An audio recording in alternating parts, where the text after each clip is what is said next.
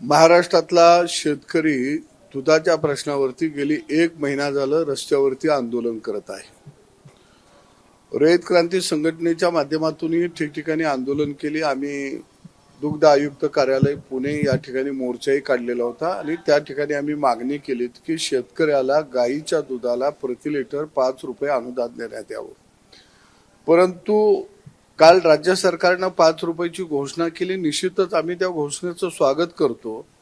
परंतु ही घोषणा करत असताना फक्त सहकारी दूध संघांना जे शेतकरी दूध पुरवठा करत आहे त्यांनाच 5 रुपये अनुदान देण्याचा निर्णय कालच्या घोषणेतून झालेला आहे. आणि निश्चितच राज्यामध्ये 75% दूध हा शेतकरी प्रायव्हेट दूध कंपन्यांना, खाजगी दूध डेअऱ्यांना दूध पुरवठा करत असतो. त्यामुळं राज्यातला 75% शेतकरी या अनुदानापासून वंचित राहणार आहे. आणि विशेषतः मराठवाडा 100% वंचित राहणार आहे, खानदेश 100% वंचित राहणार आहे, उत्तर महाराष्ट्र 100% वंचित राहणार आहे, सोलापूर जिल्हा वंचित राहणार आहे, सातारा जिल्ह्याचा 80% भाग वंचित राहणार आहे आणि पुणे जिल्ह्याचा 80% भाग हा यापासून वंचित राहणार आहे. थोडा बहुत झाला फायदा तर तो कोल्हापूर जिल्ह्यातल्या काही अंशी 70-80% शेतकऱ्यांना होईल आणि थोडा बहुत सांगली जिल्ह्यातल्या होईल. म्हणजे उर्वरित महाराष्ट्राच्या पदरामध्ये दूध उत्पादकाच्या कवडी सुद्धा पडणार नाही. आणि ही बाब आम्ही राज्याचे अर्थमंत्री आदरणीय अजितदादा पवार साहेब यांच्या निदर्शनाला आणून दिलेली होती. परंतु दादानी भूमिका अशी घेतली की आम्ही फक्त सहकारी संस्थांनाच देणार आहे, बाकीच्यांना आम्ही देणार नाही. मग बाकीच्यांचं दूध तुम्ही घ्या आणि त्यांना अनुदान द्या, ही आमची आता मागणी.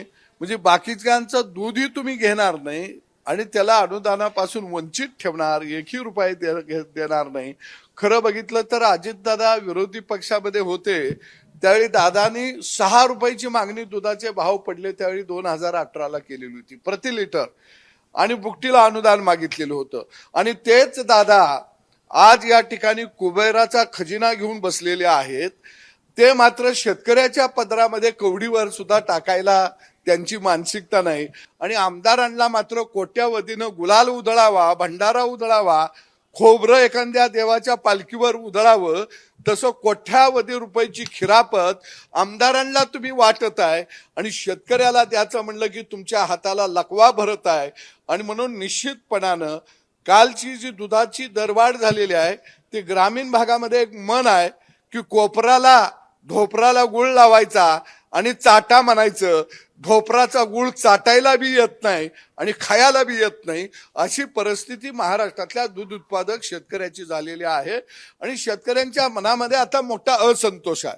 आणि म्हणून येणाऱ्या बुधवारी पुण्यामध्ये सर्व राज्यातल्या संघटनेला आम्ही निमंत्रण करत आहोत.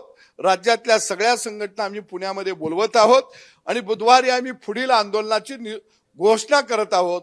कारण एका बाजूला कांद्यावरची निर्यात बंदी, दुसऱ्या बाजूला या ठिकाणी ऊस उत्पादकाचा या हालापेष्टा, साखरेवरची निर्यात बंदी, आता दुधाला तुम्ही पैसे देणार नाही. म्हणजे नेमकं राज्य आपण कुणासाठी चालवतोय हा आता माझ्यासारख्या चळवळीतल्या कार्यकर्त्यासमोर सुद्धा प्रश्न पडलेला आहे. मंत्रालयातल्या सचिवाकडे बघून राज्य चालवू नका. दुग्ध विकास विभागाचा सचिव तुकाराम मुंडे सारखा मार्गदर्शन करतो की ज्यानं कधी शेणामुतात हात लावला नाही, ज्यानं कधी गाई म्हशीच्या धारा काढल्या नाहीत, ज्यानं कधी चारा आणून पाणी आणून जनावराला दाखवलं नाही. अरे आमची लेकरं बाळं शेणामुतात हात घालत आहेत, आमची लेकरं बाळं जनावरांची देखभाल करत आहेत, तुमची लेकरं बाळं चांगल्या 5 स्टार हॉटेलमध्ये जेवत आहेत, चांगल्या उंची शाळेमध्ये शिक्षण घेत आहेत. मग शेतकऱ्याच्या पोरांनी काही नुसती गुरच राखावी का?